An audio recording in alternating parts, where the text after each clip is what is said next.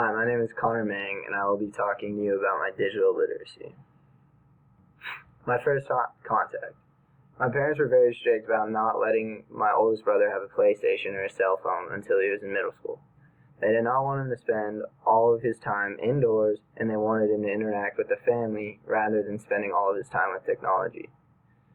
For his 13th birthday, my parents got him his first PlayStation. At this time, I was 6 years old. The side effect of him getting a PlayStation was that I got one too. My brother was and always will be the person I look up to most. When I was younger, I was like his shadow, so if he was playing video games, I wanted to play with him. He and I would spend hours playing together. At first, I would just sit there and watch, mesmerized by what was going on. None of it made sense to me, but I loved it. Once I finally got him to teach me how to play, it was a long process. Now that I think about it, it was probably rather frustrating for him to teach me. He explained what the point of the game was, what all the buttons did, and then gave me a controller that was not plugged in and told me to practice while he played. When he wanted to take a break, it was my turn. I was hooked.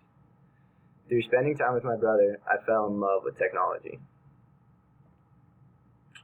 Then came my first phone. Being the youngest kid in the family has its benefits. Similar to getting a PlayStation 7 years earlier than my oldest brother, I got a phone earlier than the rest of my siblings. My oldest brother is 25, I have a sister that is 21, and another brother that is 20. My oldest brother, as well as my sister, had to wait until middle school to get a cell phone.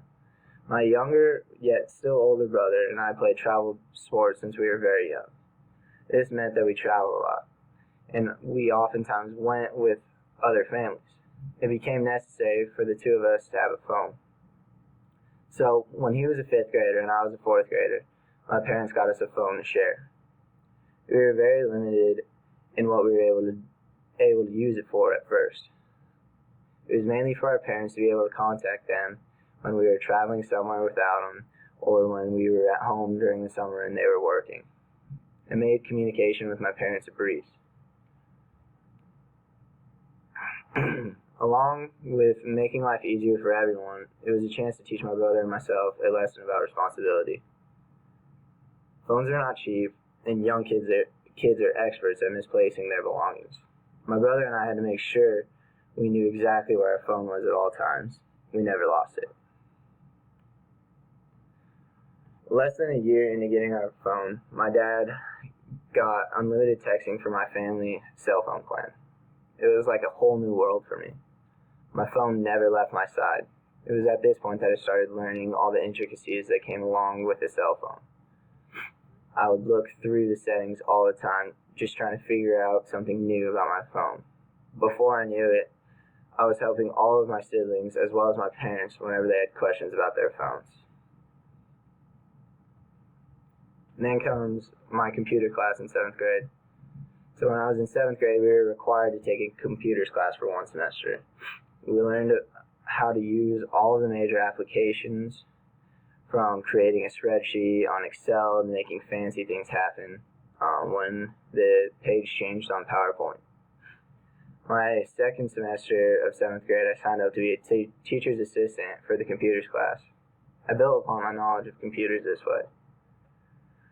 After I was done with middle school, my computer savvy slowly started to slip away. I never had to take a computers class in high school, so many of the skills I had attained went out of practice. In college, I've been forced to relearn a lot of the skills for online classes, as well as turning in assignments for many on-campus classes. Digital literacy is basically required for college, and so I have built some new skills as well as freshened up on some that I had learned back in 7th grade.